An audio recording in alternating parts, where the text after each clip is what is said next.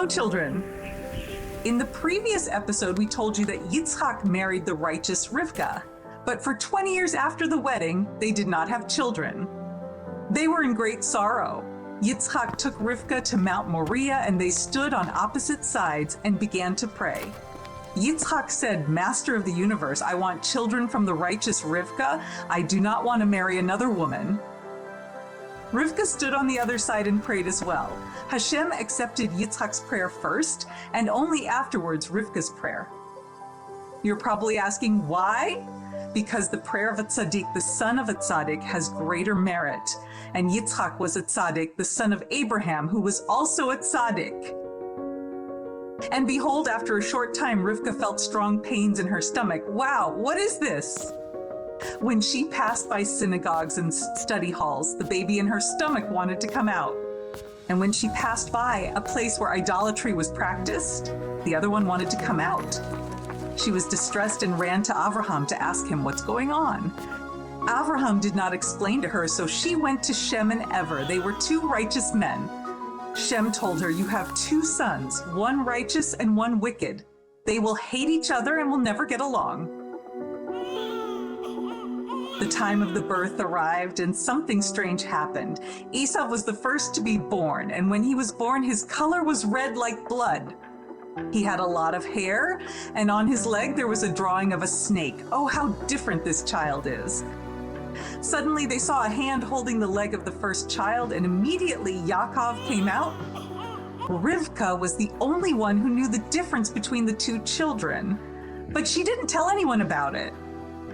My grandfather Yakov was not circumcised because Yakov was born circumcised. Wow, what a righteous person. But Esau was not circumcised because he was red like blood, and they feared he might die, so Yitzchak waited with him until the age of 13, like Yishmael. When he reached 13, he didn't want to be circumcised because he was very wicked. Esau would lie to his father. He would go out to hunt animals, shout, and from fear, the animal would fall into his hands. He did other severe things, though Yakov went to study Torah with Shem and Ever and was a true righteous person. At the age of 175, Avraham passed away. He was supposed to live 5 more years, but Hashem did not want him to see Esau's deeds and be distressed. Therefore, 5 years were taken from his life. When Esau heard that his grandfather had passed away, he said to himself, "Now I can do whatever I want. Worship idols, harm people, and kill Nimrod." And so it was. Esau returned home tired and lay on the couch. He said to Yaakov, "I'm not interested in being the firstborn. I see no need for it. I'm not interested in working in the temple or offering sacrifices. It doesn't interest me." Yaakov said to him, "If so, sell me the birthright. I will pay you a respectable sum of money."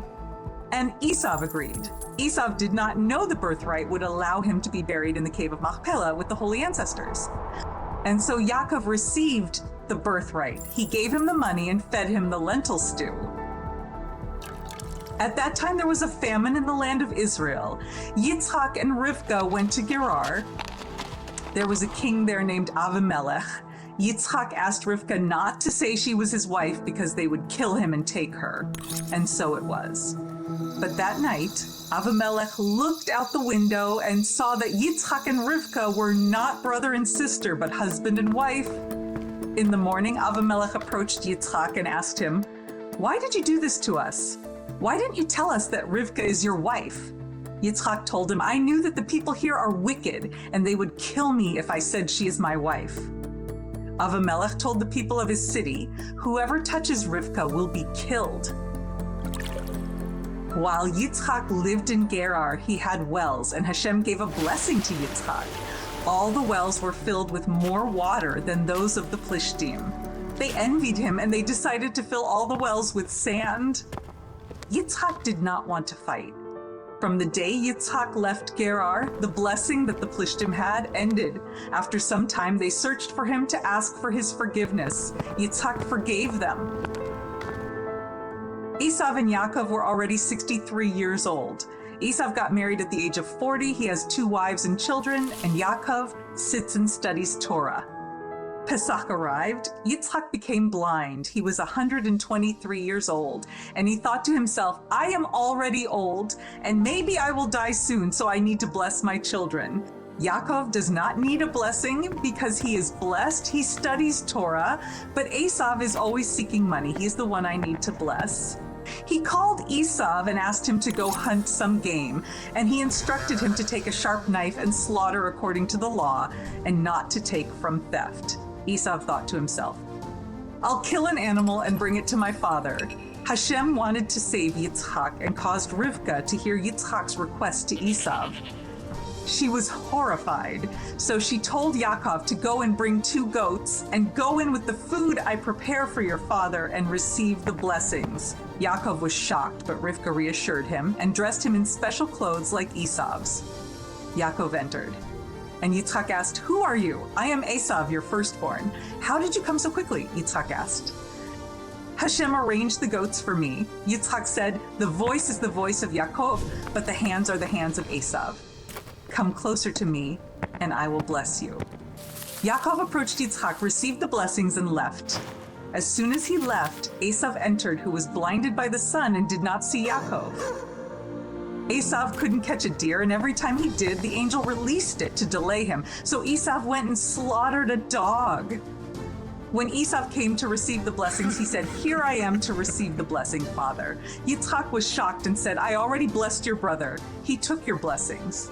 Esau cried and asked Yitzchak to bless him too.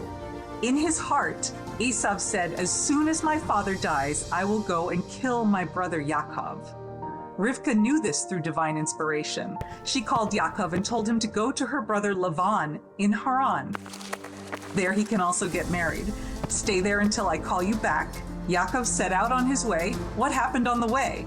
And did Esau chase after him? We will tell you in the next episode.